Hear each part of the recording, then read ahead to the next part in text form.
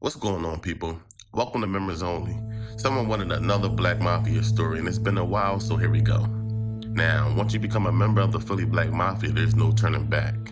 Now, that was a real rule told to members before they received any type of memberships. Now, with all the rec that you read on the Philly Black Mafia, before any action, there was a meeting that took place. For example, there was a 45-minute meeting to discuss a list of individuals that have been not making payments. The list will be put on a piece of paper with a name and an address next to it. The people on the list will have 10 days to pay. If not, they will be handled. They would also bring out a list and discuss the percentages it takes on business. As you see, the standard percentage will be 30%, but you see one business will have to call for 50%. Yeah, that's a lot. Now, another thing is that they would hire guys from other gangs such as the Zulu Nation and the Carbs to complete hits and sell H. If someone needs to be taken care of within the family, such as finding out about an informant that's in the family, they would ask for volunteers first. And one of the known volunteers will be Ronald Harvey. Now, he likes to get his hands dirty when he's available, but if no volunteers would come forward, then they would draw names from a hat, and it has to be a member for the family. No outsiders are allowed to touch a member of the family. And of course, there will be other issues within the family, such as members not turning in all the money they collected from the streets.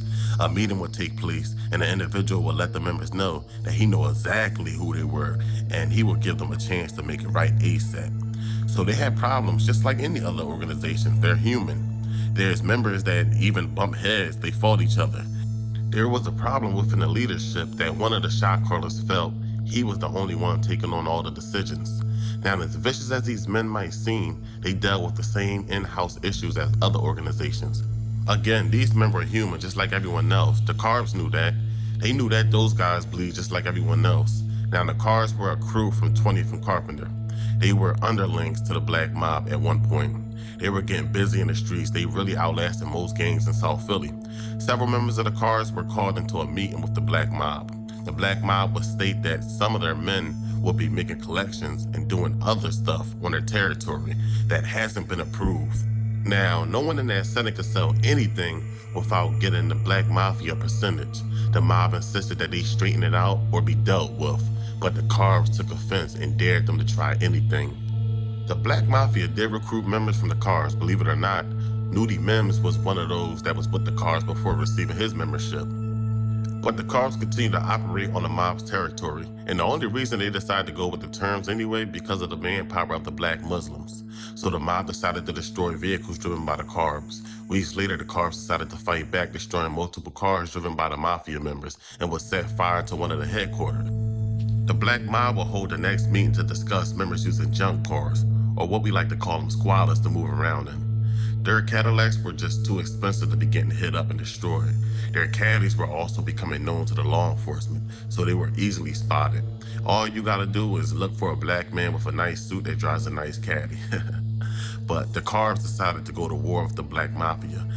Now, even though the mob had more of a financial backing and was a lot older, the young Carbs used what they had, riding by on pedal bikes, letting the well-dressed men have it. Both sides would go back and forth. The mob would even question recent recruits from the Carbs to get information and would get rid of them if they failed to cooperate.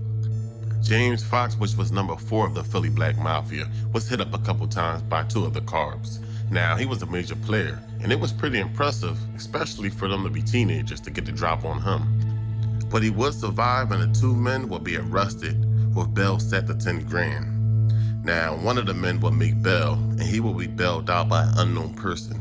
So, he will be released from Holmesburg, and he will be met at the gate by 3 men wearing suits. So basically, there was the Black Mafia trying to finish the job.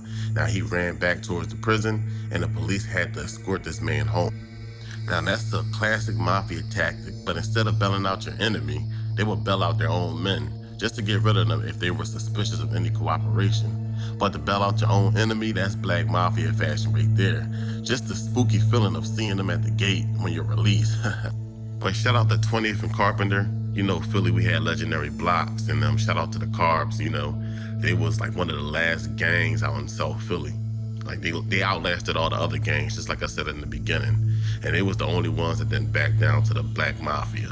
Like you even had the Italians that was kind of kind of like hesitant to go into war with them. But you had Angelo Bruno, he was the General Don, so he wasn't trying to go to war with anyone. You know, he just played this role and he was pretty smart. The Carrs, they were just pretty brave. Like, to take them to war, to have less than, like, they didn't have those caddies, they didn't have the money, like, they didn't have the amount of weapons or the amount of people. They just went to war with what they had. So they said, hey, we don't have these caddies, but we gonna definitely destroy what y'all got, man.